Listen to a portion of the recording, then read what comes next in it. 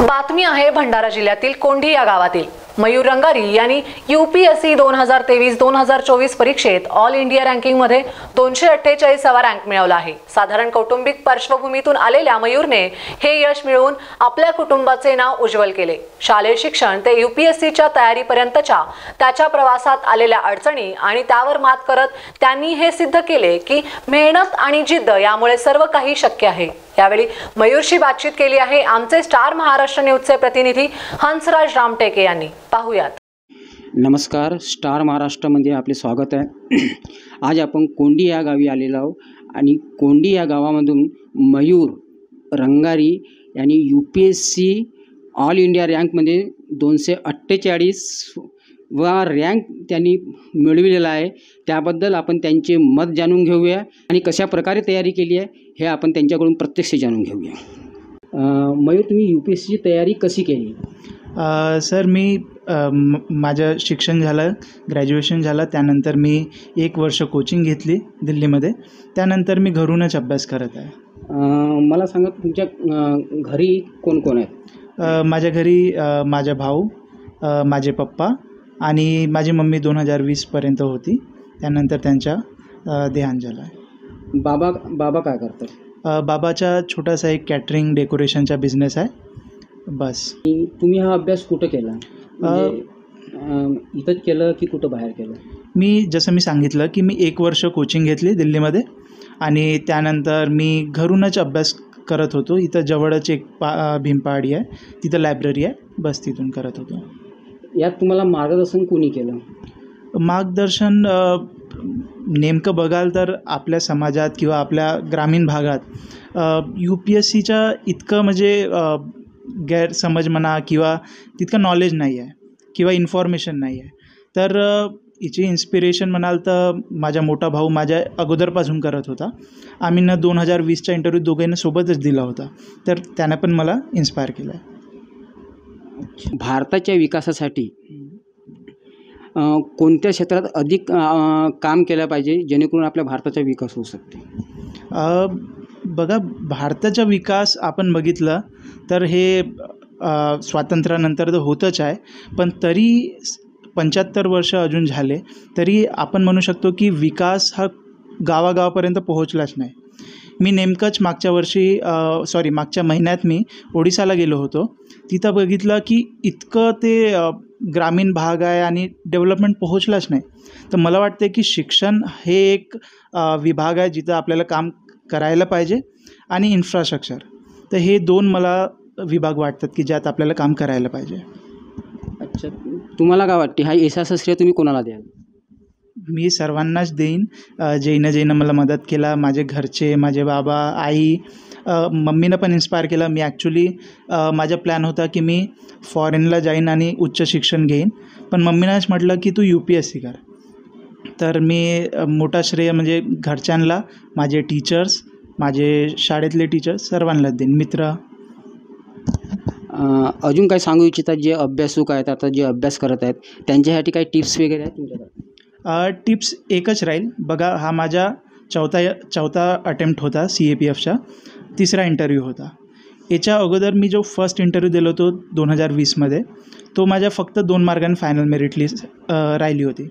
तर त्यानंतर हिम्मत तुटून जाते, सगळं म्हणजे माणूस खचून जाते। बहुत लंबी जर्नी आहे, आपल्याला टिकायचं आहे आणि बस मेहनत करत राहा आणि कधी ना कधी फळ मिळतोच। हे UPSC का बरं निवडलं? माझं शाळेत शिक्षण झालं आहे केंद्रीय विद्यालय ऑर्डिनन्स फॅक्टरी भंडारामधून, 12वीपर्यंत मी तिथंच होतो। त्यानंतर मी इंजिनिअरिंग केली doctor Babasaheb Ambedkar technological university Lonere रायगडमधून। तिथं मला एक असा ग्रुप मिळाला ज्यातून मला सामाजिक जे पण चळवळ आहेत ते कळले की खरंच आपल्या भारताची स्थिती कशी आहे। आणि आणखी एक असा ग्रुप होता जो UPSC वगैरे प्रिपेअर करत होता, तिथून पण मला खूप काही माहिती मिळाली आणि असं वाटलं की नाही, आपल्याला पण हे करायला पाहिजे आणि आपण एक पॉझिटिव्ह इम्पॅक्ट समाजात टाकू शकतो। तर त्यामुळे हा मी निर्णय घेतला की UPSC करायची आहे आपल्याला आणि एक चांगला पॉझिटिव्ह ॲटमॉस्फिअर क्रिएट करायचा आहे। अच्छा, मला सांग, जेव्हा हा रिझल्ट तुम्हाला जस्ट माहीत झाला त्यावेळची प्रतिक्रिया कशी होती? प्रतिक्रिया तर अशी होती की मागचे 6 महिने बघाल तर खरंच खूप कठीण होते, कारण मी जानेवारीपासून इन्कम टॅक्समध्ये काम करत होतो. माझी MTS पदी नियुक्ती झाली होती.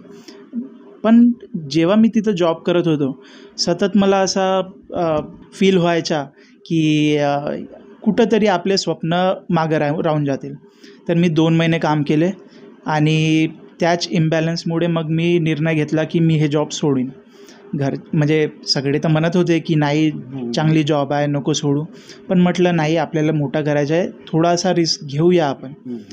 तर कारण आपली लढाई हे पैशाची नाही आहे, आपली लढाई आहे मानची आहे, सन्मानची आहे, प्रतिष्ठेची आहे. तर ह्या गोष्टीसाठी मी मग ते जॉब सोडली आणि परत ते प्रिपरेशन चालू केली. यशाचे जे प्रेरणास्रोत तुम्हाला कोण वाटतं? कोणत्या महापुरुषांना तुम्ही देऊ इच्छिता? मी सर्वात जास्त मानतो डॉक्टर बाबासाहेब आंबेडकर, महात्मा फुले, आपले जितके पण विचारवंत आहे, गौतम बुद्ध, ह्या सर्वांचा एक कारवा तो चालूच आहे आणि तेच माझे प्रेरणास्रोत आहेत. त्यानंतर मी माझे वडील, माझी मम्मी, माझे टीचर्स यांना मी प्रेरणास्रोत मानतो. तुम्ही आपल्या कोचिंगबद्दल थोडा सांगा, जेणेकरून दिल्लीमध्ये नेमकं तुम्ही बघाल तर आता तर खूप सारे कोचिंग्स आले आहेत, ऑनलाईन प्लॅटफॉर्म्स आले आहेत. मी कोचिंग घेतली आहे वाजीराम अँड रवी, हे एक नामचीन दिल्लीमध्ये इन्स्टिट्यूट आहे IAS ट्रेनिंग कोचिंगसाठी. त्यानंतर मी मागच्या वर्षी सिव्हिल सर्व्हिसेस मेन्स लिहिली होती. त्यात ऑनलाईन प्लॅटफॉर्म्स पण खूप जास्त म्हणजे इफेक्टिव्ह आहेत मला असं वाटते. तर ऑनलाईनमध्ये खूप जास्त म्हणजे कोणते पण तुम्ही लावू शकता. तर आता डिसेंट्रलाइज झाला आहे, तर असं नाही की आपल्याला दिल्लीत जायला पाहिजे. त्यावेळेस माझ्याकडे पर्याय नव्हता, पण आता खूप पर्याय आहे आपल्याजवळ. आपण ऑनलाईन पण तेच कोर्सेस घेऊ शकतो आणि UPSC आपण काढू शकतो. फक्त तुम्हाला पाहिजे कॉन्फिडन्स, तुमची मेहनत. काय वाटतं, तुम्ही हे UPSC एक्झाम झालं, तुम्ही म्हणजे सॅटिस्फाईड आहे की अजून काय तुमचा दुसरा एम आहे? बघा, मी सुरुवात केली होती IASसाठी की मला IAS बनायचं आहे आणि असिस्टंट कमांडंट हे पण खूप मोठी पोस्ट आहे. तर हे कंटिन्यू करता करता मी IASची पण तयारी सुरू ठेवीन. तुम्ही बघू शकता की मयूरने जे सांगितले, त्यामागे एक कठोर परिश्रम आणि दृढ निश्चयाने कोणतीही गोष्ट साध्य होऊ शकते हे त्याने दाखवून दिलं. आणि आता कोंडी जे गाव आहे ते मयूरच्या नावानं ओळखलं जाईल हा मला तरी वाटते. ओके. स्टार महाराष्ट्रमधून हंसराज रामटेके, भंडारा.